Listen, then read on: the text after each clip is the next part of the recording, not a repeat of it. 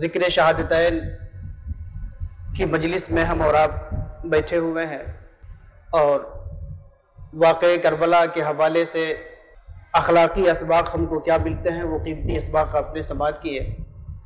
اب جو یہ دونوں شہادتیں ہیں اور دونوں شہداء ہیں،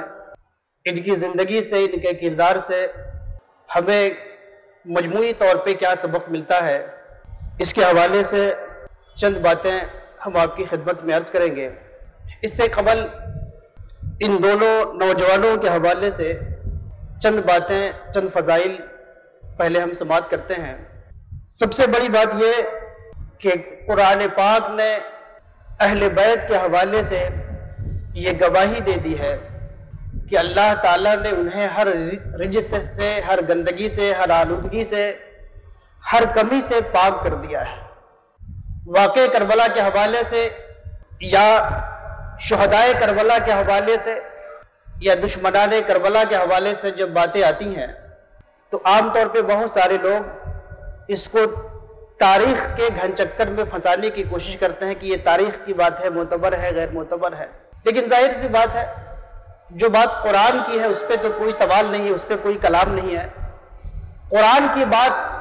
تو پوری امت اسلامیہ کے لیے حرف آخر ہے، اس میں کوئی قیل و قال نہیں ہے، اس میں کوئی شبہ نہیں ہے، کوئی شک نہیں ہے۔ تو سب سے پہلے اہل بیت پاک پر بات کرنے سے قبل اور کربلا کو سامنے لانے سے قبل سب سے پہلے اپنا عقیدہ سب کو یہ صاف کرنا چاہیے، پاک کرنا چاہیے اور اپنے عقیدے کو قرآن کے مطابق کرنا چاہیے۔ وہ یہ کہ قرآن نے اہل بیت کو ہر رجس سے پاک کر دیا ہے، ہر کمی سے، ہر نقص سے پاک کر دیا ہے۔ اللہ نے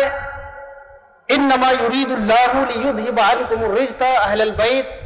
ویطہرکم تطہیرا، اللہ کا ارادہ ہے اے اہل بیت کہ تم سے رجس کو پاک کر دے اور تمہیں خوب پاک و صاف کر دے۔ تو جب اللہ کا ارادہ یہ ہے کہ اہل بیت کو پاک و صاف کر دے تو کیا کسی بندے خدا کے دل میں یہ وہم ہو سکتا ہے؟ اللہ کا یہ ارادہ ہوا کہ اہل بیت کو پاک و صاف کر دے اور اس کے باوجود اہل بیت میں کمیاں رہ گئی۔ کیا کوئی بندے مومن، کیا کوئی اللہ پر یقین رکھنے والا، قرآن پر ایمان رکھنے والا شخص یہ سوچ سکتا ہے، یہ تصور لا سکتا ہے کہ خدا نے چاہا کہ اہل بیت پاک ہو جائے لیکن خدا کے چاہنے کے باوجود بھی اہل بیت میں کمیاں تلاش کر رہا ہے، کمیاں رہ گئیں؟ اگر ایسا کسی کے وہم و خیال میں ہے تو اسے اپنے عقیدہ کو درست کرنا چاہیے، اسے اپنا ایمان درست کرنا چاہیے اور اسے قرآن کو تسلیم کرنا چاہیے۔ پہلے سب سے پہلے قرآن فیصل ہے، قرآن ہر شک و ریب سے پاک ہے، ذالک الکتاب لا ریب فیہ ہے۔ اللہ کی شان یہ ہے کہ انما امرہ اذا اراد شیئا ان یقول له کن فیکون، کہ قرآن نے تو اللہ کی شان ہی بیان فرما دی ہے کہ اللہ کی شان ہی یہی ہے کہ جب اللہ جو چاہتا ہے وہ چیز ہو جاتی ہے۔ تو جب اللہ کی چاہت کی شان یہ ہے کہ جب اللہ کوئی چیز چاہتا ہے تو وہ چیز ہو جاتی ہے، تو جب ہر چیز اللہ کے چاہت کے تابع ہے کہ جو اللہ نے چاہا وہ ہو گیا، اور اہل بیت کو پاک کرنا چاہا اور اہل بیت پاک نہیں ہوئے، اہل بیت کو صاف کرنا چاہا، اہل بیت صاف نہیں ہوئے، یہ وہم و خیال جن لوگوں کے وہم و خیال میں ہو، جن کے ذہن و فکر میں ہو، انہیں اپنے ایمان کی خیر منانی چاہیے اور شیطانی وسوسے میں مبتلا ہو کر، تاریخی وسوسے میں مبتلا ہو کر اس سے بچنا چاہیے کہ کہیں ان کا ایمان غارت نہ ہو جائے، کہیں ان کا ایمان تباہ نہ ہو جائے، ان کا ایمان برباد نہ ہو جائے۔ اور سب سے پہلے یہ اپنا عقیدہ صاف کر لینا چاہیے کہ ہم اہل بیت کے بارے میں بات کر رہے ہیں، یہ نفوس قدسیہ ہیں جن کو اللہ نے ہر رجس سے اور گندگی سے پاک کر دیا ہے۔ رجس سے جو پاک کیا ہے، یہ رجس اور گندگی ہے کیا؟ ایک گندگی ہوتی ہے جو ظاہری گندگی ہوتی ہے، تو ظاہری گندگی سے تو پاک صاف یزید بھی بیٹھا ہوا تھا، ہر شخص اپنے آپ کو، ایک کافر مومن ہر آدمی اپنے آپ کو، اپنے کپڑے کو صاف کر لیتا ہے، تو ظاہری گندگی کو تو ہر کوئی پاک کر لیتا ہے۔ اللہ جب فرما رہا ہے کہ اہل بیت کو رجس سے پاک کر دیا، ہم نے پاک کرنے کا ارادہ کیا، تو اس کا واضح مطلب یہ ہے کہ ظاہری گندگی کو تو ہم پاک کر لیتے ہیں لیکن جو قلب میں کوئی کمی رہ جائے، کسی طرح کا نقص رہ جائے، اس نقص کو، قلب کو، باطن کو، اندرون کو ہر آلائش سے، ہر آلودگی سے، ہر کمی اور ہر نقص سے پاک کر دیا۔ جب یہ بات واضح ہو گئی، اب اس کے بعد پھر کربلا کی تاریخ میں، امام حسن کی تاریخ میں، امام حسین کی تاریخ میں، امام حسن و امام حسین کی تاریخ میں، ان کے کردار میں کسی نہ روایت کی ضرورت ہے، نہ درایت کی ضرورت ہے، نہ تاریخ کی ضرورت ہے، نہ حدیث و آثار کی ضرورت ہے، چونکہ قرآن کا جو فیصلہ ہو گیا کہ وہ پاک ہیں۔ اب اگر اس قرآن کے فیصلے کے بعد کوئی تاریخی شہادت نہ ملے، کوئی آثار و روایت نہ ملے، تو بھی اہل بیت پاک و صاف ہیں، وہ ہر بحث اور ہر قیل و قال سے ماورا ہیں۔ اس لیے ہمیں اپنے عقیدے کو اہل بیت کے حوالے سے، حسنین کریمین کے حوالے سے پاک و صاف کرنا چاہیے۔ اب اس کے بعد یہ دیکھیں کہ نبی اکرم صلی اللہ علیہ وسلم کی نور نظر سیدہ فاطمہ تو زہرا رضی اللہ تعالی عنہ کے گھر میں یہ لاڈلے پیدا ہو رہے ہیں۔ حضور پاک صلی اللہ علیہ وسلم کا شروع سے اول روز سے ان بچوں کے ساتھ کتنا گہرا تعلق ہے، اس کو دیکھتے ہیں کہ بچے کی ولادت ہوتی ہے، اور بچے کی ولادت کے بعد سب سے پہلے مرحلہ آتا ہے کہ اس کے کان میں اذان دی جائے۔ حضرت علی موجود تھے، بہت سارے صحابہ موجود تھے اور فیملی کے لوگ موجود تھے، لیکن یہ کام بھی حسنین کریمین کے کانوں میں اذان دینے کا کام بھی رسول اکرم صلی اللہ علیہ وسلم نے کیا۔ کتنی عظیم نسبت ہے، کتنا گہرا تعلق ہے رسول اللہ کو اپنے نواسوں سے، کہ ولادت کے بعد جو سب سے پہلا تعلق قائم کیا، ان کے کانوں میں اذان دی۔ جن کے کانوں میں اذان رسول اللہ پڑھیں، جن کے کانوں میں رسول اذان دیں، وہ کان کبھی شر کی طرف کیسے، شر کو، بری بات کو، بری چیزوں کو کیسے سن سکتے ہیں، اور وہ حق کے راستے سے منحرف کیسے ہو سکتے ہیں۔ عن ابی رافع رضی اللہ عنہ قال رأیت رسول اللہ صلی اللہ علیہ وسلم اذن فی اذن الحسن بن علی حین ولدته فاطمہ بالصلاۃ، کہ جب حضرت امام حسن کی ولادت ہوئی تو ابو رافع کہتے ہیں کہ میں نے دیکھا کہ نبی اکرم صلی اللہ علیہ وسلم نے نماز والی اذان ان کے کانوں میں پڑھی۔ اذان کے بعد بچے سے دوسرا تعلق ہوتا ہے کہ بچے کا عقیقہ کیا جاتا ہے۔ نبی اکرم صلی اللہ علیہ وسلم نے حسنین کریمین کا عقیقہ بھی خود اپنی طرف سے کرایا۔ نسائی کی روایت ہے، عن ابن عباس قال عق رسول اللہ صلی اللہ علیہ وسلم عن الحسن والحسین بکبشین کبشین، کہ اللہ کے رسول صلی اللہ علیہ وسلم نے امام حسن کی طرف سے بھی 2 مینڈھے بطور عقیقہ قربان کیے، اور امام حسین کی طرف سے بھی 2 مینڈھے بطور عقیقہ قربان کیے۔ دوسری روایت میں 1 مینڈھے کا ذکر ہے، تو خواہ 1 مینڈھا قربان کیا ہو یا 2 مینڈھا قربان کیا ہو، اپنے نواسوں کی ولادت کے بعد آپ نے دعوت کا اہتمام کیا، عقیقے کا اہتمام کیا، اور نبی اکرم صلی اللہ علیہ وسلم نے اپنے نواسوں کے لیے عقیقہ کیا۔ عقیقے کے ساتھ ایک تیسری چیز آتی ہے کہ بچے کا نام رکھا جائے۔ حضرت نبی اکرم صلی اللہ علیہ وسلم نے ان صاحبزادگان کا نام بھی خود رکھا، حسن و حسین۔ یہ دونوں نام حسن اور حسین، یہ دونوں نام حضور پاک صلی اللہ علیہ وسلم کے دیے ہوئے ہیں۔ اور سیدہ فاطمہ الزہرا رضی اللہ تعالی عنہ کے تیسرے بیٹے ہوئے، جو بچپن میں ہی ولادت کے کچھ ہی بعد ان کی وفات ہو گئی، ان کا نام بھی نبی اکرم صلی اللہ علیہ وسلم نے رکھا، اور ان کا نام اسی مادے سے، حسن کے مادے سے رکھا۔ پہلے صاحبزادے کا نام حسن، دوسرے صاحبزادے کا نام حسین، اور تیسرے صاحبزادے کا نام رکھا محسن۔ تو تینوں نام خود حضور پاک صلی اللہ علیہ وسلم نے رکھے۔ امام احمد اور امام حاکم کی روایت ہے، عن علی ابن ابی طالب رضی اللہ عنہ قال لما ولدت فاطمة الحسن جاء النبی صلی اللہ علیہ وسلم فقال ارون ابن ما سمیتموہ۔ ولادت حسن کے بعد نبی اکرم صلی اللہ علیہ وسلم تشریف لائے اور سیدہ فاطمہ سے کہا کہ ذرا میرے بیٹے کو دکھاؤ۔ حضور کے الفاظ دیکھیں، حضور فرما رہے ہیں کہ میرے بیٹے کو دکھاؤ، ذرا دکھاؤ تو میرے بیٹے کو، تم نے نام تم لوگوں نے کیا رکھا ہے؟ قال قلت سمیتہ حربا۔ سیدہ فاطمہ کہتی ہیں کہ میں نے کہا حضور میں نے اس کا نام حرب رکھا ہے۔ فقال بل هو حسن، کہا نہیں یہ حرب نہیں ہے، یہ حسن ہے۔ حضور نے فوراً نام بدلا اور نام بدل کے حسن کر دیا۔ فلما ولدت الحسین جاء رسول اللہ صلی اللہ علیہ وسلم فقال، جب سیدہ بی بی کے گھر امام حسین کی ولادت ہوئی، پھر حضور پاک صلی اللہ علیہ وسلم تشریف لائے اور کہا ارون ابنی ما سمیتموہ، ذرا میرے بیٹے کو دکھاؤ تو ذرا کہ تم نے اس کا نام کیا رکھا ہے۔ قال، راوی کہتی ہے کہ قلت سمیتہ حربا، سیدہ فاطمہ کہتی ہے کہ میں نے اس کا نام میں نے حرب رکھا ہے۔ پھر حضور پاک نے اس کا نام بدلا اور فرمایا بل ہوا حسین، یہ حرب نہیں ہے بلکہ ان کا نام حسین ہے۔ ثم لما ولدت الثالثہ، پھر جب تیسرے بچے کی ولادت ہوئی، جاء رسول اللہ صلی اللہ علیہ وسلم قال ارونی ابنی ما سمیتموہ، ذرا میرے بیٹے کو تو دکھاؤ تم نے اس کا نام کیا رکھا ہے۔ قلت سمیتہ حربا، سیدہ بی بی نے کہا کہ میں نے اس کا نام حرب رکھا ہے۔ قال بل ہوا محسن،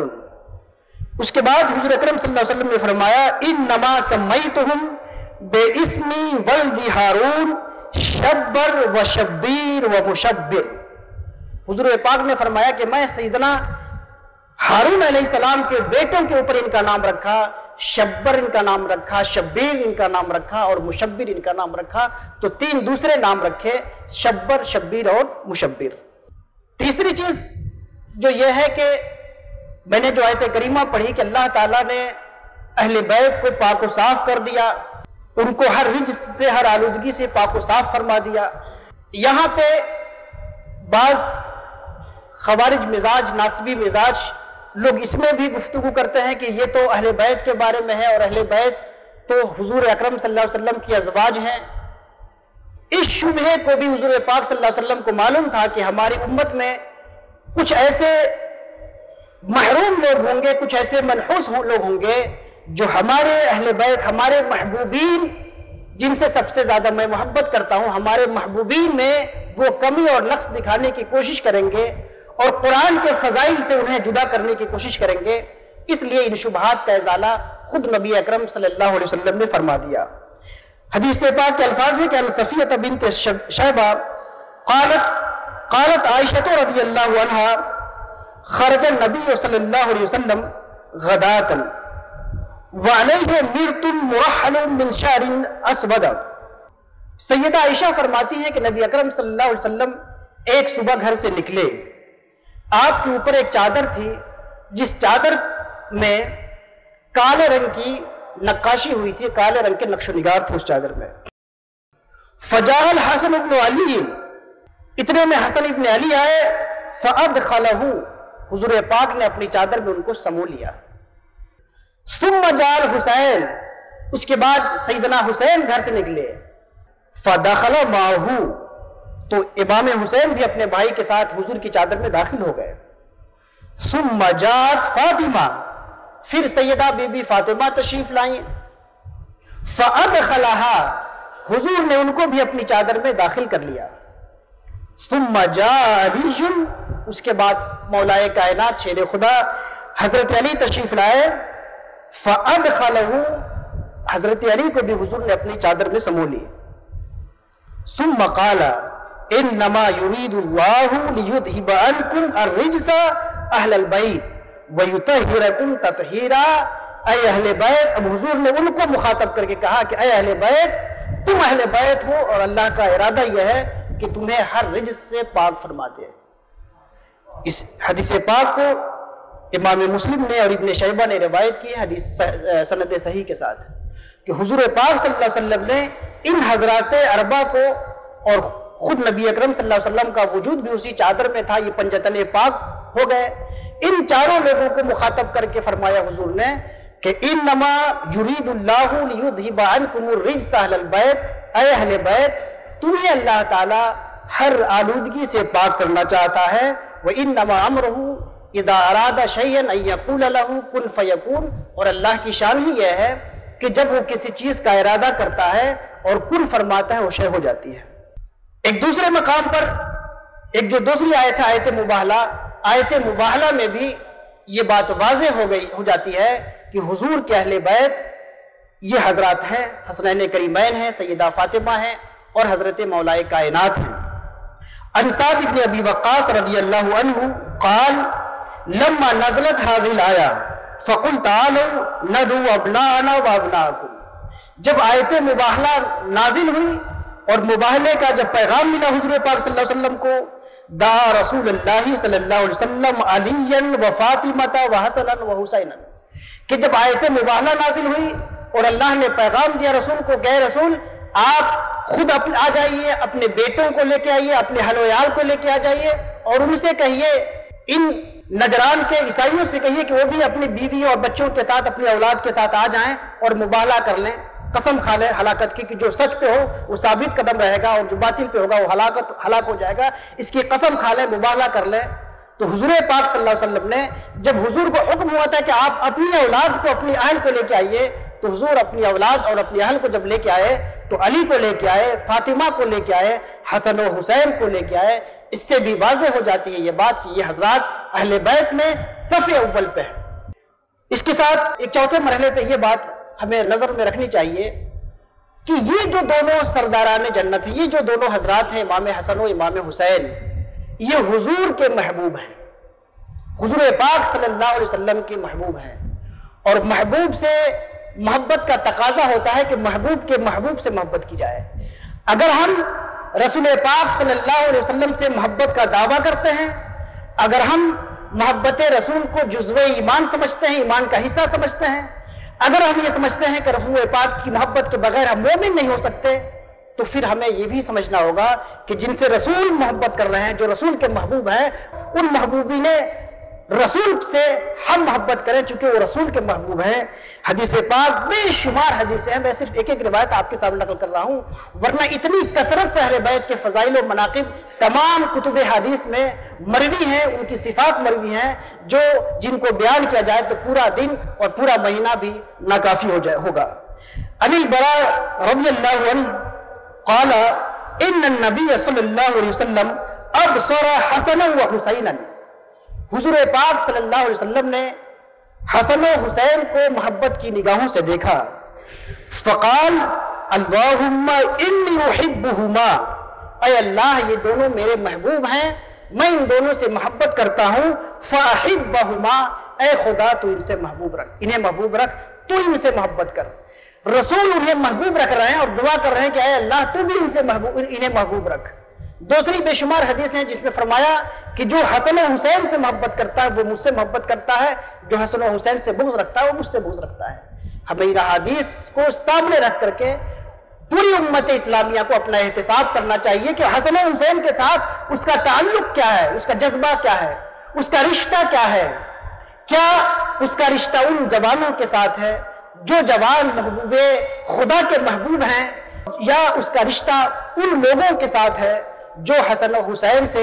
بغض رکھنے والے ہیں، جن کے بارے میں نبی پاک صلی اللہ علیہ وسلم نے فرمایا کہ جو حسن و حسین سے بغض رکھے میں ان سے بغض رکھتا ہوں، ان سے خدا بغض رکھتا ہے، اور جن سے خدا بغض رکھے اللہ ان کو جہنم میں داخل فرمائے گا۔ ہمیں اپنے تعلق کا جائزہ لینا چاہیے اور یہ سمجھنا چاہیے کہ ہمیں جانا کدھر ہے، جنت کے راستے پہ جانا ہے یا جہنم کے راستے پہ جانا ہے، محبوبان خدا کے راستے پہ چلنا ہے یا مغضوبان و مردودان خدا کی راستے پہ چلنا ہے۔ ہمیں اپنا احتساب کرتے رہنا چاہیے۔ اور جو انتہائی مشہور حدیث ہے جسے ترمذی نے اور دیگر محدثین نے روایت کی، عن ابی سعید الخدری رضی اللہ عنہ قال قال رسول اللہ صلی اللہ علیہ وسلم الحسن والحسین سیدہ شباب اہل الجنہ، کہ حسن و حسین جنتی نوجوانوں کے سردار ہیں، حسن و حسین جنتی نوجوانوں کے سردار ہیں۔ اور جنت میں ہوگا کون؟ اللہ کے رسول فرماتے ہیں کہ کوئی بوڑھا جنت میں نہیں جائے گا، کوئی بوڑھی جنت میں نہیں جائے گی، یعنی جو لوگ بھی جنت میں جائیں گے، جنت میں جانے کے بعد وہ چاہے جن کی دنیا میں وفات جوانی میں ہوئی ہو، بڑھاپے میں ہوئی ہو، جس عمر میں ہوئی ہو، وہ جب جنت میں جائیں گے تو وہاں پہ جوان ہوں گے، شاداب ہوں گے، شباب ہوں گے، شاب ہوں گے۔ تو گویا کہ جنت میں سب جوان ہوں گے اور سارے جوانوں کے سردار حسن و حسین ہوں گے۔ اب اگر ہمیں جنت سے تعلق قائم کرنا ہے، جنت کی ہمیں خواہش اور آرزو ہے، تو جنت کے سرداروں سے تعلق قائم کرنا ہوگا، جنت کے سرداروں سے محبت کرنی ہوگی، ان سے تعلق قائم کرنا پڑے گا، چونکہ جنت کی سرداری رسول پاک صلی اللہ علیہ وسلم نے حسن و حسین کو دی ہے۔ اگر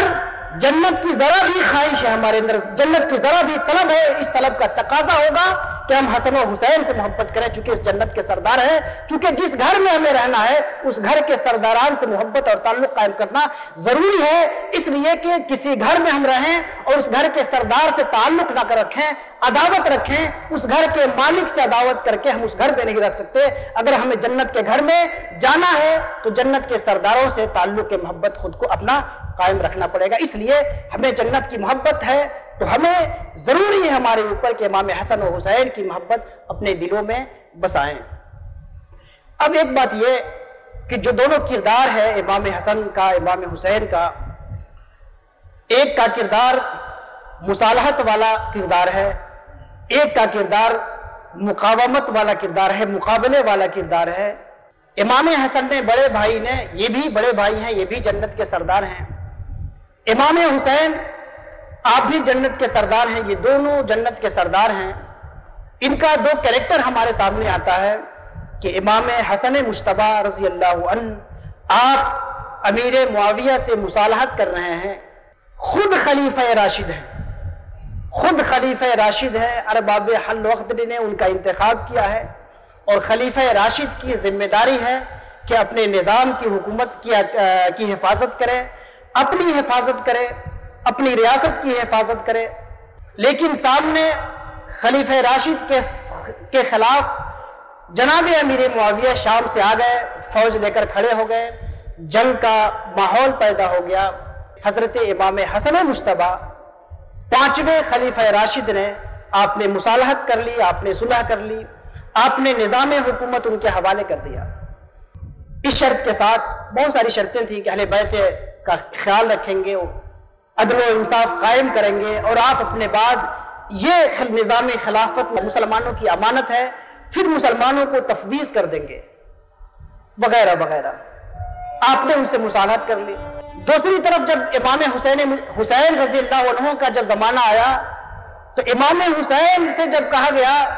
یزیدیوں نے کہا کہ یزید کی بیعت کر لو، آپ نے بیعت نہیں کی، آپ مکہ نکلے، آپ کوفہ نکلے، کوفہ نکل گئے، کربلا میں گھیر لیا گیا، آپ کے بال بچے آپ کے اہل و عیال کے ساتھ آپ کو گھیر لیا گیا، پانی پہ پہرے بٹھا دیے گئے، آپ پہ حملے کیے گئے، آپ کے جانثاروں کو ایک ایک کر کے شہید کر دیا گیا۔ آخر میں خود آپ نے اپنی قربانی دے دی، اپنے خود کو نثار کر دیا، اپنے آپ کو قربان کر دیا، لیکن وہاں پہ مصالحت نہیں کی، آپ نے وہاں پہ بیعت نہیں کی، وہاں پہ جھکے نہیں، آپ مقابلہ کرتے رہے، آخری سانس تک لڑتے رہے، یہاں تک کہ شہید ہو گئے۔ تو ایک بھائی کا جو کردار ہے وہ مصالحت کا کردار ہے، ایک بھائی کا جو کردار ہے وہ مقاومت اور مقابلے کا کردار ہے۔ یہ دونوں کردار ہیں، یہ دونوں جنتی نوجوانوں کے سرداران کے کردار ہیں، اور دونوں یہ کردار ہمارے لیے آئیڈیل ہیں، ہمارے لیے نمونہ ہیں۔ مصالحت بھی ہمارا آئیڈیل کردار ہے، مصالحت جہاں مصالحت کرنی ہو وہاں پہ مصالحت بھی کرنی چاہیے، اور جہاں مصالحت کی گنجائش نہ ہو وہاں مصالحت نہیں کرنی چاہیے، وہاں مقابلہ کرنا چاہیے۔ دو الگ الگ مقامات ہوتے ہیں، الگ الگ جگہیں ہوتی ہیں، کہیں پہ مصالحت کرنا زیادہ بہتر ہوتا ہے، وہاں پہ مصالحت کی جاتی ہے، کہیں مقابلہ کرنا زیادہ بہتر ہوتا ہے، وہاں مقابلہ کیا جاتا ہے، خواہ اپنی جان کی قربانی دینے پڑے۔ اب ہمیں غور کرنا ہے اور چیزوں کو سمجھنا ہے کہ کس جگہ پہ، کس مقام پہ امام حسن مجتبی کا کردار ہمارے لیے آئیڈیل ہے، اور امام حسن مجتبی کے کردار کو، ان کے نمونے کو فالو کرنا ہے اور مصالحت کرنی ہے، اور کس مقام پہ ہمیں امام حسین رضی اللہ عنہ کا کردار پیش کرنا ہے، اور کسی بھی مصالحت سے بالاتر ہو کر کے، چاہے جو کچھ نقصان ہو، گھر بار لٹ جائے، جان چلی جائے، لیکن سمجھوتا نہیں کرنا ہے۔ تو یہ دونوں الگ الگ مقامات، ایسے نہیں کہ دونوں کرداروں میں کوئی تضاد ہو، کوئی ٹکراؤ ہو، نہیں، الگ الگ کردار ہیں، الگ الگ جگہیں ہیں، دونوں جگہوں پہ دونوں کردار آئے گا، اور ہمیں سمجھنا ہوگا کہ ہم کس جگہ پہ کھڑے ہیں، کہاں پہ امام حسن مجتبی کے رول ماڈل کو فالو کرتے ہوئے مصالحت کر لینی ہے، اور کہاں پہ امام حسین کے رول ماڈل کو فالو کرتے ہوئے حق سے پیچھے نہیں ہٹنا ہے، چاہے جان چلی جائے۔ اس مسئلے پہ جب ہم غور کرتے ہیں تو کئی چیزیں ہمارے سامنے آتی ہیں۔ ان میں پہلی چیز یہ، جہاں پر امت کا مفاد ہو، اجتماعی مفاد ہو، جہاں پہ سب کا مفاد ہو، جہاں پہ سب کا مفاد ہو، وہاں پہ بیک ہو جانا چاہیے۔ پوری امت کا جہاں مفاد ہو، اجتماعی مفاد جہاں پہ ہو، وہاں پہ بیک ہونا چاہیے، اور جہاں پہ پوری امت کا مفاد نہیں ہے، صرف اپنا ذاتی مفاد ہے، تو ذاتی مفاد کے چکر میں مصالحت نہیں کرنا چاہیے، بلکہ جہاں پہ اپنے کو بنائے تو چاہے آپ قربان ہو جائیں، چاہے آپ کی عزت و آبرو تباہ ہو جائے، چاہے لوگ آپ کے دشمن ہو جائیں، چاہے آپ کے گھر بار آپ کے خلاف ہو جائے، چاہے آپ کے اہل زمان آپ کے خلاف ہو جائیں، حق بولنا ہے تو بولتے رہیے، چاہے اس کے لیے ذاتی طور پہ آپ کو جو نقصان اٹھانا پڑے، لیکن جہاں پر امت کا نقصان ہو، جہاں پہ اجتماعیت کا نقصان ہو، تو وہاں پہ آپ امت اور اجتماعیت کا نقصان نہ کریے، وہاں پہ مصالحت کر لیجئے، آپ پیچھے ہو جائیے، اپنے آپ کو بیک کر لیجئے اور امت کی فلاح و بہبود کو سامنے رکھیے۔ امام حسن مصطفیٰ کے سامنے لاکھوں اور ہزاروں کی تعداد میں مسلمانوں کی فوج تھی، مسلمانوں کا لشکر تھا، جو اگر امام حسن اگر بیک نہیں ہوتے تو یہ لاکھوں لاکھ کا جو لشکر تھا یہ آپس میں لڑ کر کے تباہ و برباد ہو جاتا۔ اس سے پہلے کتنی تباہیاں ہو چکی تھی۔ امام حسن مصطفیٰ چاہتے تھے کہ امت مسلمہ اب مزید تباہ نہ ہو، مزید خون ریزیوں سے دوچار نہ ہو، مزید ہلاک نہ ہو، مزید تباہ نہ ہو، اس لیے آپ نے امت کی حفاظت کے لیے آپ خلافت سے دستبردار ہو گئے، حکومت سے دستبردار ہو گئے، اپنا نقصان قبول کر لیا لیکن امت کا نقصان قبول نہیں کیا۔ جب بھی تصادم ہوگا، جب بھی ٹکراؤ ہوگا آپ کے ذاتی نقصان کا اور امت کا نقصان کا، اجتماعی نقصان کا، تو ذاتی نقصان کو قبول کر لیجئے اور اجتماعی نقصان کو قبول مت کریے، اجتماعی مفاد میں کام کریے۔ جب بھی ٹکراؤ ہوگا اپنے مفاد کا، امت کے مفاد کا، تو نقصان اپنا اٹھائیے، امت کا نہ اٹھائیے۔ امام حسن مصطفیٰ کے سامنے امت کا نقصان سامنے تھا، اپنا بھی نقصان سامنے تھا۔ امام حسن مصطفیٰ نے اپنا نقصان تو اٹھا لیا، خود کتنی بڑی قربانی دی، پوری عمارت کی قربانی دی، پوری حکومت کی قربانی دی، یہ خود اپنی قربانی دی، تو اپنی سطح پہ تو قربانی امام حسن مصطفیٰ نے دی، لیکن امت کی سطح پہ آپ نے لوگوں کو تباہ ہونے سے بچا لیا، برباد ہونے سے بچا لیا، قتل ہونے سے بچا لیا، اور پوری امت میں امن و امان قائم کر دیا امام حسن مصطفیٰ نے۔ تو یہ وہ پوائنٹ ہے کہ جہاں پر ہمارا مفاد ٹکرائے، جہاں پہ امت کا مفاد ٹکرائے، تو اپنے مفاد سے تو ہم سودا، اپنے مفاد کے حوالے سے تو مفاہمت کر لیں، لیکن امت کے حوالے سے مفاہمت نہ کریں، امت کے فائدے کو سامنے رکھیں، اپنا فائدہ سامنے نہ رکھیں۔ دوسری چیز یہ کہ امام حسن مصطفیٰ کے سامنے جو ایک نئی حکومت بن رہی تھی، وہ اگرچہ اسلام کی مثالی حکومت نہیں تھی، آئیڈیل حکومت نہیں تھی، خلافت راشدہ نہیں تھی۔ اسلام کی جو آئیڈیل حکومت ہوتی ہے، مثالی اور نمونے والی حکومت ہوتی ہے، وہ خلافت راشدہ ہوتی ہے۔ امام حسن مصطفیٰ دیکھ رہے تھے کہ میرے بعد خلافت راشدہ ختم ہو رہی ہے، خلافت راشدہ جا رہی ہے اور اس کی جگہ پہ بادشاہت قائم ہو رہی ہے۔ لیکن امام حسن مصطفیٰ کے سامنے یہ بھی تھا کہ ٹھیک ہے خلافت راشدہ یہ ختم ہو رہی ہے، بادشاہت آ رہی ہے، لیکن بادشاہ ہونے کے باوجود امیر معاویہ صحابی ہیں، عدل و انصاف، اپنے قوم میں عدل و انصاف کرنے والے ہیں، مسلمانوں کی حمایت میں لڑنے والے ہیں، مسلمانوں کے مفاد میں کام کرنے والے ہیں۔ تو انہوں نے دیکھا کہ آئیڈیل حکومت تو ختم ہو رہی ہے، لیکن پھر بھی ایک نسبتاً ایک بہتر حکومت ہمارے بعد رہے گی، اس لیے آپ دستبردار ہو گئے، آپ بیک ہو گئے، امت کو تباہی سے بچا لیا اور ایک ایسی بادشاہت کو آپ نے قبول کر لیا کہ جہاں پہ خلافت راشدہ تو نہ تھی لیکن مجموعی اعتبار سے انسانوں کا مفاد تھا، جہاں پہ تقویٰ تھا، جہاں پہ دینداری تھی، جہاں پہ عدل و انصاف تھا، اس لیے امام حسن مصطفیٰ بیک ہو گئے۔ امام حسن مصطفیٰ رضی اللہ عنہ نے جو ان کے سامنے جو امیر تھے، جو سلطان تھے، امیر معاویہ، ان سے اتمام حجت کر لیا تھا، آخری بات کر لی تھی، ان سے بحث کر لی تھی، آخری گفتگو کر لی تھی۔ امام حسن مصطفیٰ اب اتمام حجت کر چکے تھے۔ اتمام حجت کے بعد اگر امام علی مقام امام حسن مصطفیٰ اپنی جگہ پہ کھڑے رہتے اور قوم تباہ ہوتی، امت تباہ ہوتی، تو آج کے خوارج مزاج یہ علن اعلان کہہ رہے ہوتے کہ دیکھیے امام حسن نے اگر صلح کر لی ہوتی تو اتنا ہزاروں مسلمانوں کی جانیں نہیں جاتی۔ جب انہوں نے امیر معاویہ سے بات کر لی تھی اور سمجھ گئے تھے کہ یہ بیک ہونے والے نہیں ہیں، اب یا تو ہمیں بیک ہونا ہے یا مسلمانوں کو قتل کرانا ہے، تو ایسی صورت میں بیک کیوں نہیں ہوئے؟ آج یہ یزیدی، آج خوارج مزاج لوگ یہ کہہ رہے ہوتے امام حسن مصطفیٰ کے سامنے مستقبل بھی تھا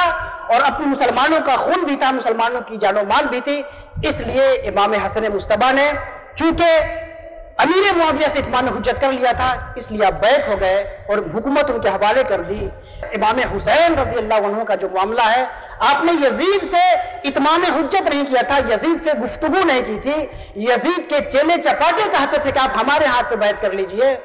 امام حسین کا آخری مطالبہ یہ تھا کہ اگر تم ہماری کوئی بات نہیں سنتے تو تمہارے ہاتھوں پہ بیعت تو نہیں ہو سکتا، لے چلو یزید کے سامنے میں خود بات کروں گا تاکہ وہاں واضح ہو جائے، دودھ کا دودھ اور پانی کا پانی ہو جائے،